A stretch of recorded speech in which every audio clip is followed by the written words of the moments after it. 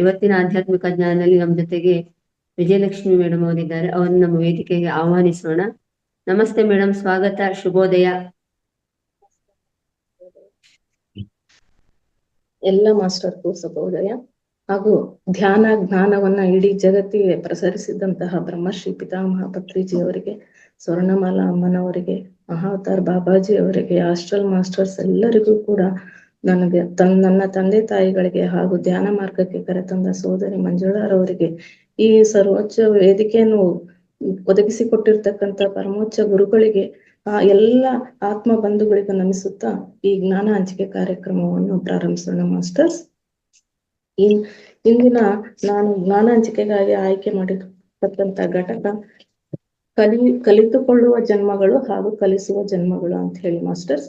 ನಾವು ಸತ್ಯ ಪಯಣದಲ್ಲಿ ಸಾಕಷ್ಟು ವಿಷಯವನ್ನು ತಿಳ್ಕೊಂಡಿದ್ವಿ. ಗುರುಗಳ ವಿಚಾರದಲ್ಲಿ ಇದುವರೆಗೆ ಹಂಚಿಕೆ ಆಗಿರ್ತಕ್ಕಂತಹ ಜ್ಞಾನ ಹಂಚಿಕೆಯಲ್ಲೂ ಕೂಡ ನಾವು ಅದೇ ರೀತಿಯಾಗಿ ಆತ್ಮದ ಬಗ್ಗೆ ಸಾಕಷ್ಟು, ಅದರ ಪುರೋಗಮನ, ಅದರ ವಿಷಯಗಳ ಬಗ್ಗೆ ಸಾಕಷ್ಟು ಅರ್ಥಕೊಂಡಿದೀವಿ ಈಗಾಗ್ಲೇ.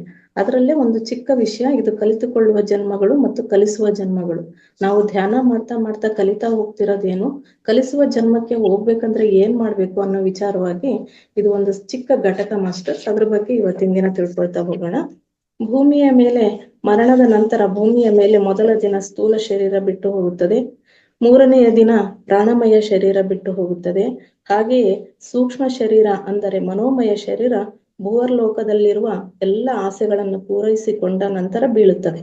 ಏಕೆಂದರೆ ಒಂದು ಕಾರಣಿಕ ಶರೀರವಿತ್ತು. ಆ ಕಾರಣಿಕ ಶರೀರದೊಡನೆ ಜನಲೋಕವನ್ನ ತಲುಪುತ್ತಾನೆ.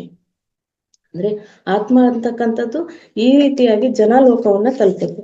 ಆ ಜನಲೋಕದ ನಂತರ ಇರ್ತಕ್ಕಂಥ ಲೋಕಗಳು ಯಾವಪ್ಪ ಅಂತ ಅಂದ್ರೆ ಬಹಳ ಉನ್ನತ ಲೋಕಗಳಿವೆ.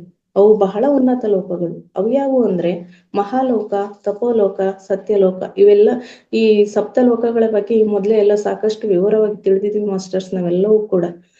ಅದ್ರ ಬಗ್ಗೆ ಇನ್ನೂ ಒಂದ್ ಸ್ವಲ್ಪ ವಿಷಯ ಕಲಿಸುವ ಜನ್ಮಕ್ಕೆ ಹೋಗ್ಬೇಕಂದ್ರೆ ಯಾವ ರೀತಿಯ ನಮ್ಮ ಪ್ರಕ್ರಿಯೆ ಇರಬೇಕು ಅನ್ನೋದ್ರ ಬಗ್ಗೆ ನೋಡ್ತಾ ಹೋಗೋಣ ಮಾಸ್ಟರ್ಸ್. ಸಹಜವಾಗಿ ನಮಗೆ ಬರುವ ಸಂದೇಹವೇನೆಂದರೆ, ಎಲ್ಲರೂ ಜನಾಲೋಕಕ್ಕೆ ಹೋಗಿ ಮತ್ತೆ ಹಿಂತಿರುಗಿ ಬರುತ್ತಾರೆ. ಹಾಗಾದರೆ ಆ ಮೇಲಿನ ಲೋಕಗಳಿಗೆ ಹೇಗೆ ಹೋಗುತ್ತಾರೆ? ಈಗ ಹೇಳಿದ್ವಲ್ಲ ಮಾಸ್ಟರ್ಸ್, ಉನ್ನತ ಲೋಕಗಳು ಅಂತ. ಆ ಲೋಕಗಳಿಗೆ ಹೋಗ್ಬೇಕಂದ್ರೆ ಹೇಗೆ ಹೋಗ್ತಾರೆ, ಯಾವಾಗ ಹೋಗ್ತಾರೆ, ವಾಸ್ತವವಾಗಿ ಈ ಮೇಲಿನ ಲೋಕಗಳ ಶ್ರೇಷ್ಠತೆ ಏನು ಎಂಬ ವಿಷಯಗಳ ಮೇಲೆ ಅರಿವು ಉಂಟಾಗಬೇಕು. ಇಲ್ಲದಿದ್ದರೆ ನಾವು ಈ ಜನನ ಮರಣ ಚಕ್ರಕ್ಕೆ ಅರ್ಥನೇ ಇರೋದಿಲ್ಲ, ಪ್ರಯೋಜನವಿಲ್ಲ ಅಂತ ಹೇಳ್ತಿದ್ದಾರೆ ಮಾಸ್ಟರ್ಸ್. ನಾವು ಪಾಪಗಳನ್ನು ಮಾಡುವವರು, ಪುಣ್ಯಗಳನ್ನು ಮಾಡುವವರು ಭೂವರ್ಲೋಕ, ಸುವರ್ಲೋಕಕ್ಕೆ ಹೋಗಿ ಅಲ್ಲಿಂದ ಜನಾಲೋಕಕ್ಕೆ ಹೋಗಿ ಹಿಂತಿರುಗಿ ಬರುತ್ತಿರುತ್ತೇವೆ. ಹೀಗೆ ಎಷ್ಟು ಜನ್ಮಗಳು ತಿರುಗುತ್ತೀವಿ ಅಂದರೆ ಕಡ್ಡಾಯವಾಗಿ 300ರಿಂದ 350 ಜನ್ಮಗಳು ತಿರುಗುತ್ತೇವೆ. ಏಕೆಂದರೆ ತಮೋಗುಣದಲ್ಲಿ ಇರುವವರು, ರಜೋಗುಣದಲ್ಲಿ ಇರುವವರು ತಪ್ಪುಗಳನ್ನು ಮಾಡ್ತಿರ್ತಾರೆ, ಪಾಪಗಳನ್ನು ಮಾಡ್ತಿರ್ತಾರೆ. ಏನಾದ್ರೂ ಸ್ವಲ್ಪ ಪುಣ್ಯಗಳನ್ನು ಮಾಡಿದ್ರೆ ಮಾಡ್ಬಹುದಷ್ಟೇ. ತಮೋಗುಣದಲ್ಲಿ 100ರಿಂದ 150 ಜನ್ಮಗಳನ್ನು ತೆಗೆದುಕೊಂಡರೆ ರಜೋಗುಣದಲ್ಲಿ ಇನ್ನೂ 100ರಿಂದ 150 ಜನ್ಮಗಳನ್ನು ತೆಗೆದುಕೊಳ್ತೀವಿ ಅಂತ ಹೇಳ್ಬಿಟ್ಟು ಪತ್ರಿಜಿ ಗುರುಗಳು ಯಾವಾಗ್ಲೂ ಹೇಳ್ತಾ ಇರ್ತಾರೆ. ಸಾತ್ವಿಕ ಗುಣಕ್ಕೆ ಬರೋದ್ರೊಳಗೆ 300ರಿಂದ 300ಕ್ಕಿಂತ ಹೆಚ್ಚು ಜನ್ಮಗಳನ್ನೇ ತಗೊಂಡಿರ್ತೀವಿ ಹೊರತು ಅದುವರೆಗೂ ಹೆಚ್ಚಿನ ಪುಣ್ಯ ಕಾರ್ಯಗಳನ್ನು ಮಾಡೋದಿಲ್ಲ. ಈ ಧ್ಯಾನಕ್ಕೆ ಬಂದಿದ್ದೀವಿ ಅಂತ ಹೇಳಿದ್ರೆ ಮಾಸ್ಟರ್ಸ್, ನಾವೆಲ್ಲ ಸಾತ್ವಿಕ ಗುಣಕ್ಕೆ ಬಂದಿರ್ತೀವಿ ಅಂತ ಹೇಳಿನೇ ಅರ್ಥ ಮಾಸ್ಟರ್ಸ್. ತಮೋ ಗುಣದಲ್ಲಿ ಇರುವವರು, ರಜೋಗುಣದಲ್ಲಿ ಇರುವವರು ಸಾಯುವುದು, ಈ ಮೇಲಿನ ಲೋಕಗಳಿಗೆ ಹೋಗುವುದು, ಮತ್ತೆ ಜನಾಲೋಕಕ್ಕೆ ಹೋಗುವುದು, ಪುನಃ ಭೂಮಿಯ ಮೇಲೆ ಬರುವುದು, ಇದೇ ರೀತಿ ನಡೆಯುತ್ತಾ ಇರುತ್ತದೆ. ಕೊನೆಗೆ ಸಾತ್ವಿಕ ಗುಣದೊಳಗೆ ಬಂದರೂ ಪ್ರಾರಂಭದ ಹಂತದಲ್ಲಿ ಪುಣ್ಯಗಳನ್ನ ಮಾಡ್ತಾರೆ. ಪುಣ್ಯದ ಕೆಲಸಗಳನ್ನ ಮಾಡ್ತಾ ಇದೀವಿ ಅಂದ್ರೆ ಸಾತ್ವಿಕ ಗುಣದ ಮೊದಲ ಮೆಟ್ಟಿಲು ಅಂತ ತಿಳ್ಕೊಬೇಕು ಮಾಸ್ಟರ್. ಯಾವುದೇ ಪಾಪಗಳನ್ನ ಮಾಡೋದಿಲ್ಲ. ಆದರೆ ಎಷ್ಟೇ ಪುಣ್ಯ ಕಾರ್ಯಗಳನ್ನು ಮಾಡಿದರೂ, ಏನೇ ಮಾಡಿದರೂ ಅವರು ಸಹ ಈ ಸುವರ್ಲೋಕ ಅಂದ್ರೆ ಸ್ವರ್ಗಲೋಕವನ್ನ ಸೇರಬಹುದು. ಅಲ್ಲಿಂದ ಜನಾಲೋಕಕ್ಕೆ ಹೋಗಿ ಮತ್ತೆ ಮರಳಿ ಭೂಮಿಗೆ ಜನ್ಮ ತೆಗೆದುಕೊಳ್ಬೇಕಾಗ್ತದೆ. ಹೀಗೆ ಇನ್ನೊಂದು 50 ಜನ್ಮಗಳನ್ನ ಕಳೀತೀವಿ. ಈ ಏನು ಸತೋಗುಣದಲ್ಲಿ ಬಂದ್ರೂ ಕೂಡ ಅಲ್ಲಿಂದ ಹಂತ ನಿಧಾನವಾಗಿ ಮೆಟ್ಲುಗಳನ್ನ ದಾಟ್ಬೇಕಂದ್ರೆ ಅಲ್ಲೇ ಒಂದು 50 ಜನ್ಮಗಳನ್ನ ಪುಣ್ಯ ಕಾರ್ಯಗಳನ್ನ ಮಾಡ್ತಾ ಮತ್ತೆ ಸ್ವರ್ಗಲೋಕದ ಸವಿಯನ್ನ ಅನುಭವಿಸ್ತಾ ಪುನಃ ಮತ್ತೆ ಭೂಮಿಗೆ ಬರೋದು, ಇದೇ ರೀತಿಯಾಗಿ ಕಳೀತಾ ಹೋಗ್ತೀವಿ. ಸುಮಾರು 350 ಜನ್ಮಗಳ ರೊಟೇಷನ್ ನಲ್ಲೇ ಇರ್ತೇವೆ. ಹುಟ್ಟುವುದು ಏನೇನೋ ಮಾಡುವುದು, ಸಾಯುವುದು, ಅನುಭವಗಳನ್ನು ಹೊಂದುವುದು, ಜನಾಲೋಕಕ್ಕೆ ಹೋಗಿ ಮತ್ತೆ ಭೂಮಿಯ ಮೇಲೆ ಬರುವುದು ನಡೆಯುತ್ತಿರುತ್ತದೆ. ಇಷ್ಟು ಜನ್ಮಗಳಲ್ಲಿ ಸಹ ವಾಸ್ತವವಾಗಿ ಜನಾಲೋಕವನ್ನ ದಾಟಿ ನಾವು ಊರ್ಧ್ವ ಲೋಕಗಳಿಗೆ ಹೋಗ್ಲಿಕ್ಕೆ ಸಾಧ್ಯನೇ ಆಗೋದಿಲ್ಲ. ಹಾಗಾದ್ರೆ ಹೇಗ್ ಮಾಡ್ಬೇಕು? ಇದನ್ನ ಆಧರಿಸಿ ಲೋಕವನ್ನು ದಾಟಿ ಹೋದವರು ಎಷ್ಟು ಶ್ರೇಷ್ಠರೆಂದು ಅರ್ಥ ಮಾಡ್ಕೊಳ್ಳಿ. ಅಂದ್ರೆ ಭೂಮಿ ಮೇಲೆ ಪುಣ್ಯ ಕಾರ್ಯಗಳನ್ನು ಮಾಡಿದ್ರೂ ಕೂಡ ನಾವು ಜನಲೋಕಕ್ಕೆ ಹೋಗಿ ಮತ್ತೆ ಬರ್ತೀವಿ, ಅದಕ್ಕಿಂತ ಉನ್ನತವಾದ ಲೋಕಗಳಿಗೆ ಹೋಗ್ಲಿಕ್ಕೆ ಸಾಧ್ಯವಿಲ್ಲ ಅಂತ ಹೇಳಿದ್ರೆ ಆ ಊರ್ಧ್ವ ಲೋಕಗಳಿಗೆ ಹೋಗಿದಾರಲ್ಲ ಅವ್ರು ಎಷ್ಟು ಮಹಾತ್ಮರು ಪುಣ್ಯಾತ್ಮರು ಅನ್ನೋದನ್ನ ಊಹಿಸ್ಕೊಳ್ರಿ ಅಂತ ಹೇಳ್ತಾ ಇದ್ದಾರೆ. ಜನಲೋಕವನ್ನ ದಾಟಬೇಕು, ಆಗ್ಲೇ ನಾವು ಶ್ರೇಷ್ಠರಾಗುವುದು, ಬಹಳಷ್ಟು ಶ್ರೇಷ್ಠರಾಗ್ತೀವಿ. ಭೂಮಿಯ ಮೇಲೆ ನಾವು ಏನು ಸಾಧಿಸಬೇಕೋ ಅದನ್ನು ಸಾಧಿಸಿದಂತೆಯೇ ಲೆಕ್ಕ. ಆ ಉನ್ನತ ಲೋಕಗಳಿಗೆ ಜನಲೋಕವನ್ನ ದಾಟಿದ್ವಿ ಅಂತ ಹೇಳ್ಬಿಟ್ರೆ ಈ ಭೂಮಿ ಮೇಲೆ ನಾವು ಏನು ಸಾಧಿಸ್ಬೇಕು ಅಂತ ಪುನಃ ಪುನಃ ಜನನವ ಮರಣ ಚಕ್ರದಲ್ಲಿ ಸಿಲುಕಿ ಬರ್ತೀವೋ ಅದನ್ನ ದಾಟಬೇಕು ಅಂತ ಅಂದ್ರೆ ಆ ಉನ್ನತ ಜನಲೋಕವನ್ನ ನಾವು ದಾಟಲೇಬೇಕಾಗ್ತದೆ. ಭೂಮಿಯ ಮೇಲೆ ಬಹಳಷ್ಟು ಉತ್ತಮ ಕೆಲಸಗಳನ್ನು ಮಾಡಿದರೆ ನೀವು ಉತ್ತಮರಾದಂತೆ ಅಲ್ಲ, ಜನಲೋಕವನ್ನ ದಾಟಿದರೇನೆ ನೀವು ಉತ್ತಮರು. ನಾವು ಒಳ್ಳೆ ಕೆಲಸ ಮಾಡ್ತಿದೀವಪ್ಪ, ನಾವು ಒಳ್ಳೆಯರು ಅಂತ ಅನ್ಕೋತಾ ಇರ್ತೀವಿ. ನಾವು ಆಗ ಮಾಡ್ತಾ ಇದ್ರೆ ನಾವು ಉತ್ತಮ ಜನಲೋಕವನ್ನ ದಾಟ್ಲಿಕ್ಕೆ ಸಾಧ್ಯನೇ ಇಲ್ಲ. ಜನಲೋಕವನ್ನ ದಾಟಿದ ನಂತರ ಮಹಾಲೋಕ, ತಪೋಲೋಕ, ಸತ್ಯಲೋಕಗಳು ಇವೆ. ಅವು ಬಹಳ ಬಹಳ ಉನ್ನತ ಲೋಕಗಳು. ಅಲ್ಲಿರುವವರೆಲ್ಲ ಬಹಳ ಬಹಳ ಶ್ರೇಷ್ಠರು ಕೂಡ. ಅವರು ಸಾಮಾನ್ಯರಲ್ಲ, ಮಹಾತ್ಮರೆನ್ನಿ, ತಪೋಧನರೆನ್ನಿ, ದೇವರು ಎನ್ನಿ, ದೈವಗಳೆನ್ನಿ, ಯಾರನ್ನೇ ಆದರೂ ಶ್ರೇಷ್ಠರೆಂದು ಹೇಳಿಕೊಳ್ಳುತ್ತಿದ್ದೇವೋ ಅವರೆಲ್ಲ ಆ ಲೋಕಗಳಲ್ಲೇ ಇರುವವರು. ಸತ್ಯಪಯಣದಲ್ಲಿ ಹೇಳಿದ್ರು ಮಾಸ್ಟರ್ಸ್, ನೀವೆಲ್ಲ ಈ ಲೋಕಗಳಿಗೆ ಬರಬೇಕು, ನಿಮಗೆಲ್ಲ ಜ್ಞಾನ ಕೊಡ್ಬೇಕು ಅಂತ ಹೇಳಿ ನಾವು ತಪೋಲೋಕದಲ್ಲಿರ್ತಕ್ಕಂಥ ತಪಸ್ವಿಗಳು ಅಂತ ಹೇಳ್ಬಿಟ್ಟು. ಅದೇ ರೀತಿಯಾಗಿ ಗುರುಗಳು ವಿವರಣೆ ಕೊಟ್ಟಂತ ಒಂದು ಘಟಕ ಮಾಸ್ಟರ್ಸ್ ಇದು. ಈ ಲೋಕಗಳಲ್ಲಿ ಇರುವವರು ಅಂತ ಲೋಕಗಳಿಗೆ ನಾವು ಸೇರಿಕೊಳ್ಳಲು ಸಾಧ್ಯವಾದರೆ ನಾವು ಸಹ ಶ್ರೇಷ್ಠರೇ. ನಾವು ಈ ಲೋಕಕ್ಕೆ ಸೇರ್ಲಿಕ್ಕೆ ಅರ್ಹರಿದ್ದೀವಿ ಅಂದ್ರೆ ನಾವು ಕೂಡ ಶ್ರೇಷ್ಠರೇ. ನೀವು ಮುಖ್ಯವಾಗಿ ತಿಳಿದುಕೊಳ್ಳಬೇಕಾದದ್ದು ಏನೆಂದರೆ ಜನಲೋಕದ ಕೆಳಗೆ ಇರುವ ಲೋಕಗಳನ್ನು ಸೇರಿಕೊಳ್ಳುವವರೆಲ್ಲ ಕಲಿತುಕೊಳ್ಳುವವರು. ನಾವು ಇವೇ ಜನಲೋಕ ತಲುಪಿ ಮತ್ತೆ ಬರ್ತೀವಿ ಮತ್ತೆ ಭೂಮಿಗೆ ಅಂತ ಹೇಳಿದ್ರೆ ನಾವೆಲ್ಲ ಕಲಿತುಕೊಳ್ಳುವ ಜನ್ಮದಲ್ಲಿ ಇದ್ದೀವಿ ಅಂತ ಅರ್ಥ ಮಾಸ್ಟರ್ಸ್. ಅಂತವರ ಜನ್ಮಗಳೆಲ್ಲವೂ ಕಲಿತುಕೊಳ್ಳುವ ಜನ್ಮಗಳು. ಆದರೆ ಜನಲೋಕದ ಮೇಲೆ ಇರುವ ಲೋಕಗಳನ್ನು ಸೇರಿಕೊಳ್ಳುವವರೆಲ್ಲ ಕಲಿಸುವವರು. ಅಂತವರ ಜನ್ಮಗಳೆಲ್ಲವೂ ಕಲಿಸುವ ಜನ್ಮಗಳಾಗಿರ್ತವೆ. ಆ ಲೋಕಗಳಿಂದ ಬರ್ತಕ್ಕಂಥವರು, ಅಲ್ಲಿರ್ತಕ್ಕಂಥವ್ರು ಎಲ್ಲವರು ನಮಗೆಲ್ಲ ಕಲಿಸ್ತಕ್ಕಂಥ ಮಾಸ್ಟರ್ಸ್ ಇದ್ದಂಗೆ ಮಾಸ್ಟರ್ಸ್ ಅವರೆಲ್ಲರೂ ಕೂಡ. ಆದ್ದರಿಂದ ಯಾವಾಗಲೂ ಇಲ್ಲಿಯೇ ಬುಗುರಿಯಂತೆ ತಿರುಗಿದರೆ ಯಾವುದೇ ಪ್ರಯೋಜನವಿಲ್ಲ. ಪುನಃ ಪುನಃ ಜನಲೋಕದ ಕೆಳಗಿನ ಲೋಕಗಳನ್ನ ತಲುಪೋದು, ಪುನಃ ಬರೋದು, ಇದನ್ನೇ ಮಾಡ್ತಾ ಇದ್ರೆ ಏನೂ ಉಪಯೋಗವಿಲ್ಲ. ಒಂದನ್ನು ನೆನಪಿನಲ್ಲಿಡಿ, ತಮೋಗುಣದಲ್ಲಿ ದೇಹ ಸ್ಥಿತಿಯಲ್ಲಿ ಇರುತ್ತೇವೆ, ಆದರೆ ದೇಹಕ್ಕೆ ಪ್ರಾಮುಖ್ಯತೆಯನ್ನು ನೀಡುತ್ತೇವೆ. ಒಬ್ಬ ಕುಂಭಕರ್ಣನಂತೆ, ಅಂದರೆ ಕಾನ ಪೀನ ಸೋನ ಬಿಟ್ಟರೆ ಇನ್ನೊಂದು ಕೆಲಸ ಇರುವುದಿಲ್ಲ. ಅಕ್ಕಪಕ್ಕದವರ ಗಲಾಟೆಯೂ ಸಹ ಇರುವುದಿಲ್ಲ. ಯಾವಾಗ್ಲೂ ದೇಹದ ಲಾಭಗಳಿಗಾಗಿ ನೋಡುತ್ತಿರುತ್ತಾರೆ. ನಾನು ದೇಹವೆಂಬ ಭಾವನೆಯಲ್ಲೇ ಇರುತ್ತಾರೆ. ನಾನು ಸುಖ ಪಡಬೇಕು, ನಾನು ಅನುಭವಿಸಬೇಕು, ನಾನು ಎಂಜಾಯ್ ಮಾಡಬೇಕು ಎಂದುಕೊಳ್ಳುತ್ತಾ ಯಾವುದನ್ನು ತಿನ್ನಬೇಕೋ ಯಾವುದನ್ನು ತಿನ್ನಬಾರದೋ ಸಹ ತಿಳಿದಿರುವುದಿಲ್ಲ. ಬೇಡವಾದವುಗಳನ್ನೆಲ್ಲ ತಿನ್ನುತ್ತಾ ಇರುತ್ತಾರೆ. ಅವರಿಗೆ ಯಾವುದು ರುಚಿ ಎನಿಸಿದರೆ ಅದನ್ನು, ಕೋಳಿ ಕಾಣಿಸಿದರೆ ಕೋಳಿ, ಮೇಕೆ ಕಾಣಿಸಿದರೆ ಮೇಕೆ, ಎಲ್ಲವನ್ನು ತಿನ್ನುತ್ತಿರುತ್ತಾರೆ. ಯಾವಾಗಲೂ ತನ್ನ ಆರೋಗ್ಯವನ್ನು ನೋಡಿಕೊಳ್ಳುತ್ತಾ ಇರುತ್ತಾರೆ. ಯಾವಾಗಲೂ ದೇಹ ಸ್ಥಿತಿ. ಹಾಗೆ ತಮೋಗುಣದಲ್ಲಿ ಯಾರಿಗಾದರೂ 100ರಿಂದ 150 ಜನ್ಮಗಳನ್ನೇ ತೆಗೆದುಕೊಳ್ತಾ ಇರ್ತಾರೆ. ಅದಕ್ಕೋಸ್ಕರ ಧ್ಯಾನಕ್ಕೆ ಬಂದ ಮೇಲೂ ಕೂಡ ನಾವು ದೇಹದ ಬಗ್ಗೆ ಹೆಚ್ಚು ಮಾತಾಡ್ತಿದೀವಿ ಅಂದ್ರೆ ಮಾಸ್ಟರ್ಸ್, ನಾವು ಪುನಃ ಮತ್ತೆ ಹಿಂದಕ್ಕೆ ಹೋಗ್ಬಾರ್ದು ಅನ್ನೋ ಉದ್ದೇಶಕ್ಕೆ ದೇಹದ ಅಭಿಮಾನವನ್ನ ಬಿಟ್ಟು ನಂತರ ಮನಸ್ಸಿಗೆ ಬರ್ತೀವಿ. ದೇಹ ಬಿಟ್ಟ ತಕ್ಷಣ ಬರೀ ಆತ್ಮದ ಬಗ್ಗೆ ಏನು ಮಾತಾಡಕ್ ಹೋಗಲ್ಲ. ಮನಸ್ಸಿನ ಸ್ಥಿತಿಯನ್ನು ದಾಟಿ ಆತ್ಮದ ಸ್ಥಿತಿಯಲ್ಲಿ ಇದ್ದು ಮಾತನಾಡ್ಬೇಕು ಅನ್ನುವಾಗ ಈ ಕಲಿಸುವ ಜನ್ಮಕ್ಕೆ ಬರ್ತೀವಿ ಮಾಸ್ಟರ್ಸ್. ಈ ದೇಹ ಭಾವನವನ್ನ ಕಡಿಮೆ ಮಾಡಬೇಕು. ನಂತರ ನಿಧಾನವಾಗಿ ಅವರಲ್ಲಿ ಬದಲಾವಣೆ ಬಂದು ಆ ತಮೋಗುಣದಿಂದ ರಜೋಗುಣಕ್ಕೆ ಬರುತ್ತಾರೆ. ಇಲ್ಲಿಗೆ ಬಂದವರು ಮನೋಸ್ಥಿತಿ, ನಾನು ಪ್ರೆಸಿಡೆಂಟ್, ನಾನು MLA, ನಾನು ಕಲೆಕ್ಟರ್, ನಾನು ಪುರುಷ, ನಾನು ಸ್ತ್ರೀ, ಈ ನಾನು ಅನ್ನೋ, ನಾನು ಆ ಮತ, ನಾನು ಈ ಮತ, ನಾನು ಆ ಕುಲ ಈ ಕುಲ ಅಂತೆಲ್ಲ ನಾನು ಅನ್ನೋ ದೇಹಭಾನದಲ್ಲಿ ಮನಸ್ಸಿನ ಸ್ಥಿತಿಗೆ ಬರ್ತಾರೆ ಮಾಸ್ಟರ್ಸ್. ನಾವು ಎಲ್ಲರಿಗಿಂತಲೂ ಶ್ರೇಷ್ಠವಾಗಿರಬೇಕು, ಎಲ್ಲರೂ ನನ್ನ ಮಾತನ್ನೇ ಕೇಳಬೇಕು ಎನ್ನುತ್ತಾರೆ. ಇವೆಲ್ಲವೂ ರಜೋಗುಣದ ಲಕ್ಷಣಗಳು. ಮನೋಸ್ಥಿತಿಯಲ್ಲಿ ಇರುವವರು ಬಯಕೆಗಳಿಗೆ, ಹಣಕ್ಕೆ ಪ್ರಾಮುಖ್ಯತೆ ನೀಡುವವರು. ಎಲ್ಲರಿಗಿಂತಲೂ ಉತ್ತಮವಾಗಿ ಸಂಪಾದಿಸಿ ಶ್ರೇಷ್ಠರೆನಿಸಿಕೊಳ್ಳಬೇಕು. ಎಲ್ಲರನ್ನೂ ನಾನು ಡಾಮಿನೇಟ್ ಮಾಡಬೇಕು, ಎಲ್ಲರನ್ನೂ ನಾನು ಅಧೀನದಲ್ಲಿ ಇಟ್ಟುಕೊಳ್ಳಬೇಕು. ರಾವಣಾಸುರನಂತೆ ಇದು ರಜೋಗುಣದ ಲಕ್ಷಣ ಮಾಸ್ಟರ್ಸ್. ಇಂಥ ಜನ್ಮಗಳನ್ನ 150 ಜನ್ಮಗಳನ್ನು ತೆಗೆದುಕೊಳ್ಳುತ್ತಾರೆ. ಇಲ್ಲಿಯವರೆಗೆ ಇವರೆಲ್ಲ ದೇಹ ಮನಸ್ಸು ಈ ಗೊಂದಲದಲ್ಲಿಯೇ ಇರುತ್ತಾರೆ.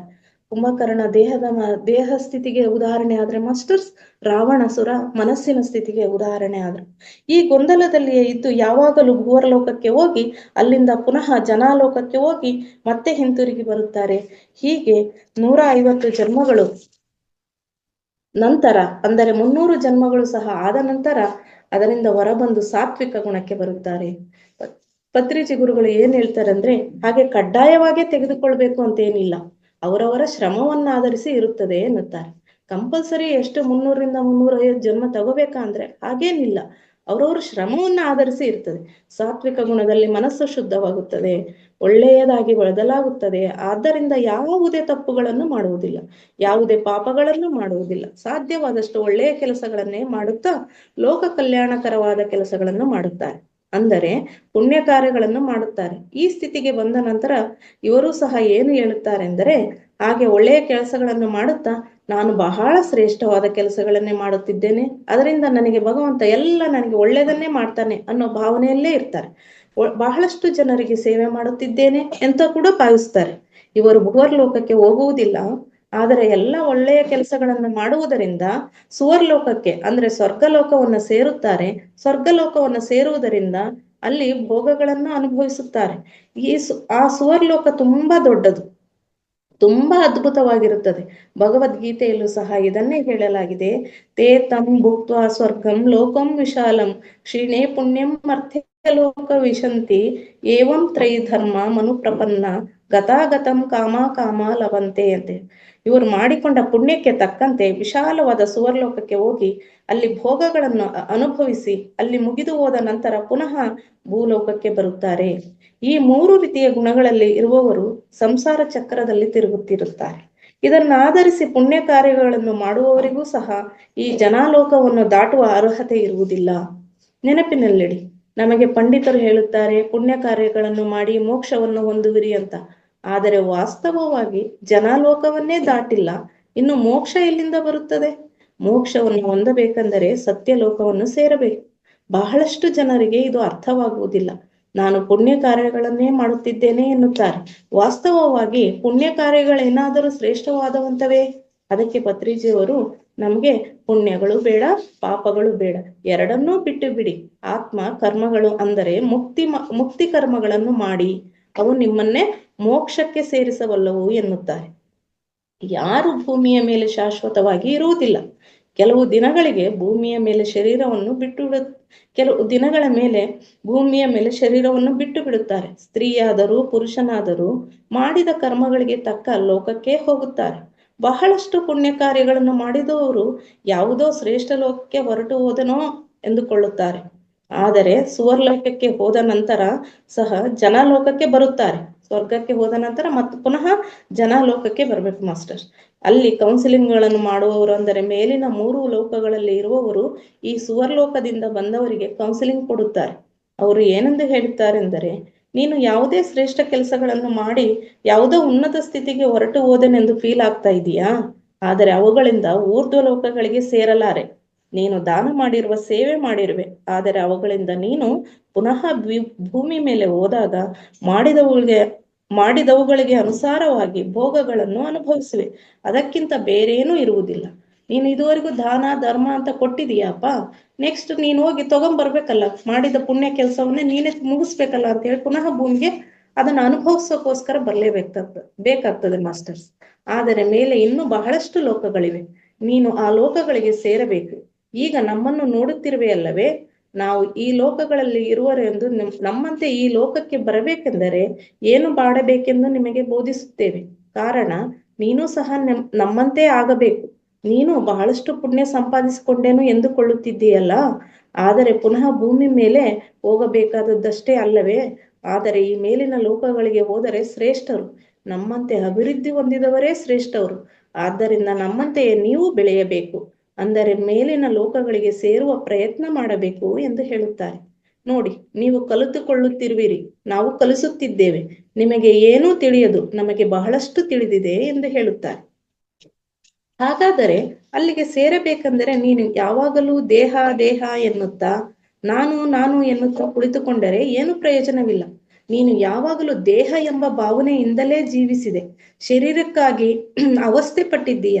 ದೇಹದ ಲಾಭಗಳನ್ನೇ ನೋಡಿಕೊಂಡಿದ್ದೀಯ.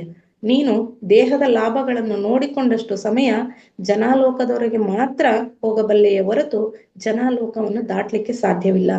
ಆದ್ದರಿಂದ ನಾನು ಆತ್ಮ ಎಂಬ ಅರಿವು ಇರಬೇಕು.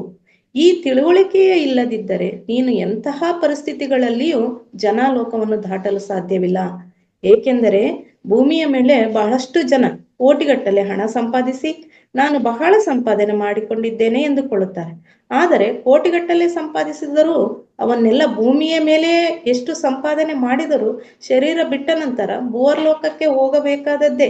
ಏಕೆಂದರೆ ಆ ಕೋಟಿಗಟ್ಟಲೆ ಹಣವನ್ನು ಸಂಪಾದಿಸುವುದಕ್ಕೆ ಬಹಳಷ್ಟು ಪಾಪಗಳನ್ನು ಮಾಡಿರುತ್ತಾರೆ. ಹಾಗಾದರೆ ಭೂವರ್ಲೋಕವಲ್ಲದೆ ಸುವರ್ಲೋಕ ಬರುತ್ತದೆಯೇ ಎಂದು ಗುರುಗಳು ಹೇಳ್ತಿದ್ದಾರೆ. ಇನ್ನು ಕೆಲವರು CM ಆಗುತ್ತಾರೆ, ಪ್ರೈಮ್ ಮಿನಿಸ್ಟರ್ ಆಗುತ್ತಾರೆ, ನನಗಿಂತಲೂ ಹೈ ಲೆವೆಲ್ ಅಂತ ಫೀಲ್ ಆಗ್ತಾ ಇರ್ತಾರೆ. ಅಹಂಕಾರ ಪಡುತ್ತಾರೆ, ಗರ್ವ ಪಡುತ್ತಾರೆ, ಮಾಡಬಾರದ ಕೆಲಸಗಳನ್ನು ಮಾಡುತ್ತಾರೆ. ಇಷ್ಟು ತಪ್ಪುಗಳು ಪಾಪಗಳನ್ನು ಮಾಡಿದವರಿಗೆ ಸುವರ್ಲೋಕಕ್ಕೆ ಹೋಗುವ ಅರ್ಹತೆ ಸಹ ಇರುವುದಿಲ್ಲ.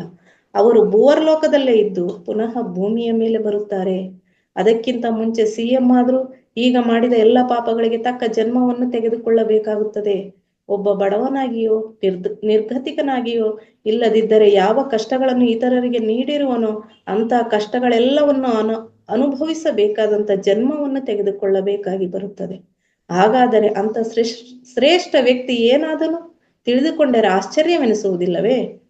ಬಹಳಷ್ಟು ಜನ ಏನೆಂದುಕೊಳ್ಳುತ್ತಾರೆಂದರೆ, ಇಷ್ಟು ದೊಡ್ಡ ಸ್ಥಾನವನ್ನು ಸಂಪಾದಿಸಿಕೊಂಡು ನಾನು ಭೂಮಿಯ ಮೇಲೆ ಮಾಡಬೇಕಾದದ್ದು ಏನಿದೆ ಎನ್ನುತ್ತಾರೆ. ಎಷ್ಟು ಫೀಲ್ ಆಗುತ್ತಾರೋ ಅವರು ಯೋಚಿಸುತ್ತಾರೆ, ನಾನು ಮಾಡಬೇಕಾಗಿರುವುದಕ್ಕಿಂತಲೂ ಹೆಚ್ಚಿನದನ್ನು ಮಾಡಿದ್ದೇನೆ, ನಾನು ಮಾಡಬೇಕಾಗಿರೋದಕ್ಕಿಂತಲೂ ಹೆಚ್ಚಿನದನ್ನು ಮಾಡಿದ್ದೇನೆ ಎಂದುಕೊಳ್ಳುತ್ತಾರೆ. ಇನ್ನೊಬ್ಬ 10 ಬಿಲ್ಡಿಂಗ್ಗಳನ್ನು 20 ಬಿಲ್ಡಿಂಗ್ಗಳನ್ನು ಕಟ್ಟಿಸಿ ಹೀಗೆ ಯಾರಿಗಾದರೂ ಕಟ್ಟಿಸಲು ಸಾಧ್ಯವೇ? ನನ್ನ ಮನೆ ನೋಡಲು ಪ್ಯಾಲೇಸ್ನಂತೆ ಇದೆ ಎನ್ನುತ್ತಾರೆ. ಇಷ್ಟು ದೊಡ್ಡ ಮನೆಯನ್ನು ಯಾರು ಕಟ್ಟಿಸಬಲ್ಲರು? ಅಂತ ಮನೆ ನನ್ನ ಬಳಿ ಇದೆ. ಈ ರೀತಿಯಾಗಿ ಅಹಂಕಾರ ಪಡ್ತಾ ಇರ್ತಾರೆ. ಆದರೆ ಎಷ್ಟು ಬಿಲ್ಡಿಂಗ್ಗಳನ್ನು ಕಟ್ಟಿಸಿದರು, ಪ್ಯಾಲೇಸ್ಗಳನ್ನು ಕಟ್ಟಿಸಿದರು, ಕೊನೆಗೆ ಭೂವರ್ಲೋಕಕ್ಕೆ ಹೋಗುತ್ತಾನೆ. ನೆನಪಿಡಿ, ಅವರಿಗೆ ಸುವರ್ಲೋಕ ಪ್ರಾಪ್ತಿ ಸಹ ಇರುವುದಿಲ್ಲ. ಅಂದ್ರೆ ಸ್ವರ್ಗ ಸಹಿತ ಸಿಕ್ಕೋದಿಲ್ಲ ಅಂತ ಹೇಳ್ತಿದ್ದಾರೆ ಮಾಸ್ಟರ್ಸ್. ಆದರೆ ಅವನು ಅದನ್ನೇ ಶ್ರೇಷ್ಠ ಎಂದುಕೊಳ್ಳುತ್ತಾನೆ. ಆದರೆ ಭೂಮಿಯ ಮೇಲೆ ಅಂತವರನ್ನು ನೋಡಿ ಏನೆಂದುಕೊಳ್ಳುತ್ತಾರೆಂದರೆ, ಅಬ್ಬಾ ಅವನು ಎಷ್ಟು ಅದೃಷ್ಟವಂತನು, ಎಷ್ಟು ದೊಡ್ಡ ಮನೆ ಇದೆ, ಎಷ್ಟು ದೊಡ್ಡ ಬಿಲ್ಡಿಂಗ್ ಇದೆ, ಏನೆಲ್ಲ ಐಷಾರಾಮಿ ಜೀವನ ಇದೆ ಅವರಿಗೆ. ಮತ್ತೆ ಅನ್ಕೋತಾ ಇರ್ತೀವಿ, ಅವ್ರು ಏನೆಲ್ಲ ಪಾಪ ಮಾಡ್ತಾರೆ, ಎಷ್ಟೆಲ್ಲ ಸುಖವಾಗಿದ್ದಾರೆ ಅಂತ ಅನ್ಕೋತೀವಿ ನಾವು. ಇಲ್ಲಿ ಭೂಮಿಯ ಮೇಲೆ ನೋಡ್ಬಿಟ್ಟು ಎಷ್ಟೊಂದು ಸಂಪಾದನೆ ಮಾಡಿದ್ದಾರೆ, ನಾವೇ ದುರದೃಷ್ಟವಂತರು, ನಮ್ಮ ಹತ್ರ ಏನಿದೆ ಅಂದ್ಕೊಳ್ತೇವೆ. ಈ ರೀತಿಯಾಗಿ ನಮ್ಮ ಆತ್ಮವನ್ನ ಕೀಳು ಮಟ್ಟದಲ್ಲಿ ಇಟ್ಟು ಅನ್ಕೋತಿರ್ತೀವಿ ಮಾಸ್ಟರ್ಸ್. ಆ ರೀತಿ ಯಾವುದೇ ರೀತಿಯಲ್ಲಿ ಯೋಚನೆ ಇನ್ನು ಮುಂದೆ ಬಾರದೇ ಇರಲಿ ಅನ್ನೋ ಜ್ಞಾನ ಕೊಡ್ಲಿಕ್ಕೋಸ್ಕರ ಈ ರೀತಿಯಾಗಿ ನಮ್ಗೆಲ್ಲ ಜ್ಞಾನವನ್ನು ಹಂಚ್ತಿದ್ದಾರೆ ಮಾಸ್ಟರ್ಸ್. ಆದರೆ ನಿಮ್ಮ ಬಳಿ ಏನಿದ್ದರು, ಏನಿಲ್ಲದಿದ್ದರು, ಘನತೆ ಇದ್ದರು, ಘನತೆ ಇಲ್ಲದಿದ್ದರು, ಒಳ್ಳೆಯ ಉದ್ಯೋಗ ಇದ್ದರು ಇಲ್ಲದಿದ್ದರು, ನೀವು ಧ್ಯಾನ ಮಾಡಿ ಜ್ಞಾನವನ್ನು ಸಂಪಾದಿಸಿ. ಪತ್ರಿಜಿಯವರು ಹೇಳಿದಂತೆ ಪುಸ್ತಕಗಳನ್ನು ಓದಿ ಜ್ಞಾನವನ್ನು ಸಂಪಾದಿಸಿಕೊಂಡು ನಾವು ಯಾವ ಕೆಲಸಗಳನ್ನು ಮಾಡಬಾರದು ಎಂದು ತಿಳಿದುಕೊಂಡು ಯಾವ ಕೆಲಸಗಳನ್ನು ಮಾಡಬೇಕು ಎಂದು ಅರಿತುಕೊಂಡು ಮಾಡಬೇಕಾದ ಕೆಲಸಗಳನ್ನು ಮಾಡುತ್ತಾ ಮಾಡಬಾರದ ಕೆಲಸಗಳನ್ನು ಮಾಡದಂತೆ ಇದ್ದರೆ ಅದೇ ಮಹಾನ್ ಉನ್ನತ ಲೋಕಗಳಿಗೆ ಹೋಗ್ಲಿಕ್ಕೆ ಇರ್ತಕ್ಕಂತಹ ಒಂದು ಮೆಟ್ಟಿಲು. ಅದೇ ರೀತಿ ಯಾವ ವಿಷಯಗಳಿಗೆ ಪ್ರಾಮುಖ್ಯತೆ ಕೊಡಬೇಕು ಎಂದು ತಿಳಿದುಕೊಂಡು ಯಾವ ವಿಷಯಗಳಿಗೆ ಪ್ರಾಮುಖ್ಯತೆ ಕೊಡಬಾರದೆಂದು ತಿಳಿದುಕೊಂಡು ಈ ರೀತಿಯಾಗಿ ಜೀವಿಸಿದರೆ ಸುವರ್ಲೋಕವನ್ನೇ ಅಲ್ಲ ಜನಾಲೋಕವನ್ನು ಕೂಡ ದಾಟಿ ಹೋಗಬಹುದು.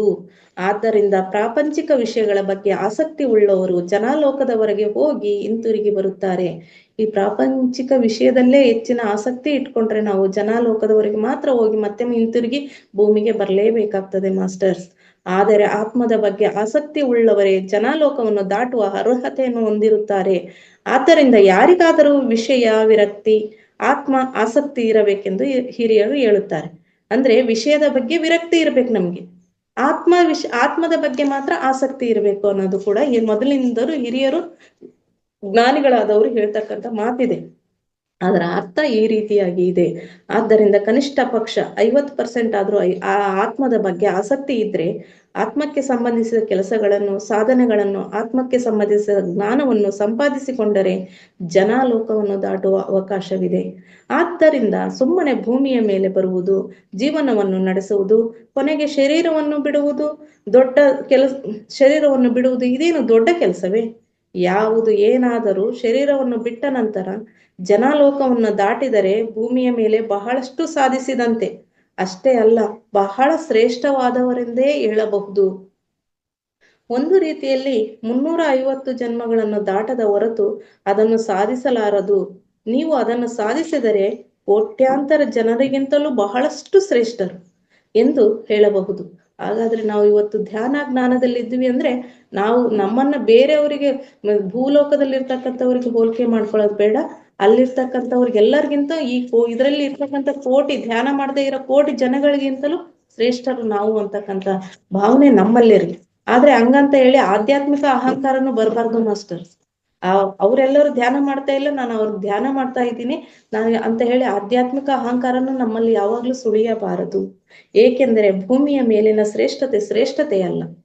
ಮೇಲೆ ಹೋದಾಗ ಅಲ್ಲಿ ಶ್ರೇಷ್ಠನಾದವನೇ ನಿಜವಾದ ಶ್ರೇಷ್ಠ ವ್ಯಕ್ತಿ. ಮೇಲಿನ ಲೋಕಗಳಿಗೆ ಹೋದಾಗ ಅಲ್ಲಿ ಉನ್ನತ ಲೋಕಗಳಿಗೆ ತಲುಪಿದ ಮಾತ್ರ ಶ್ರೇಷ್ಠ ವ್ಯಕ್ತಿ ಆಗ್ತಾನೆ.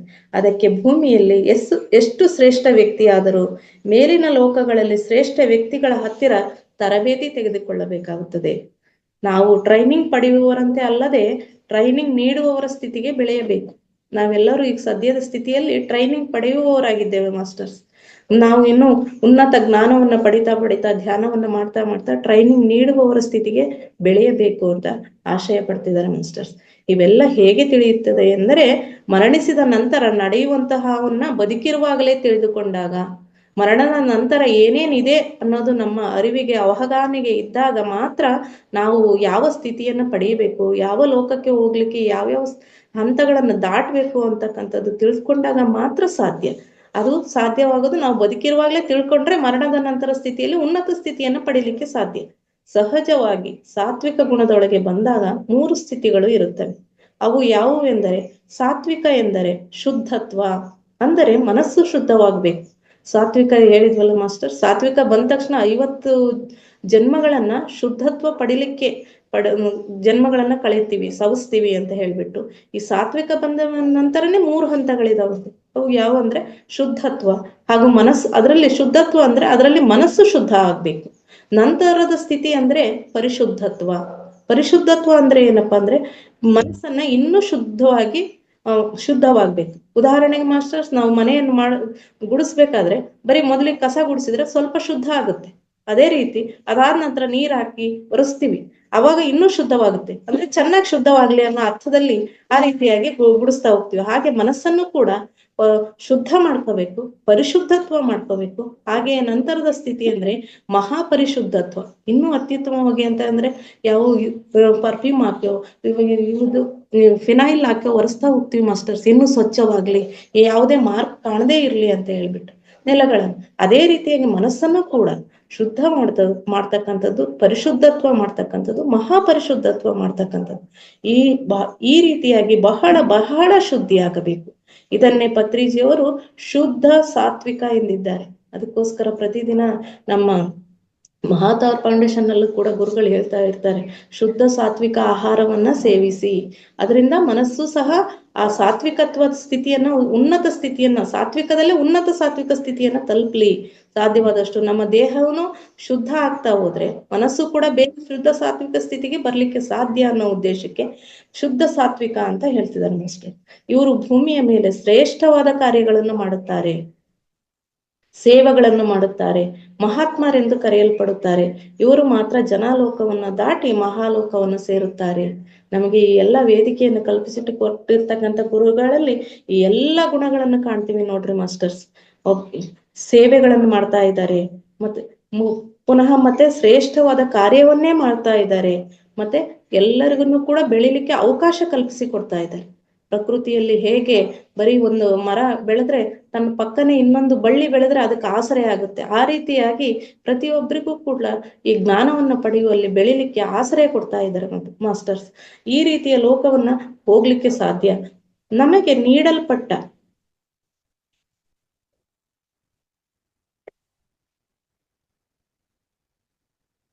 ಮೇಲಿನ ಲೋಕಗಳಿಗೆ ಹೋದ ನಂತರ ಎಷ್ಟು ತಿಳಿದುಕೊಂಡ್ರು ಕೂಡ ನಾವು ಧ್ಯಾನ ಮಾಡ್ಲಿಕ್ಕೆ ಶರೀರ ಇರೋದಿಲ್ಲ.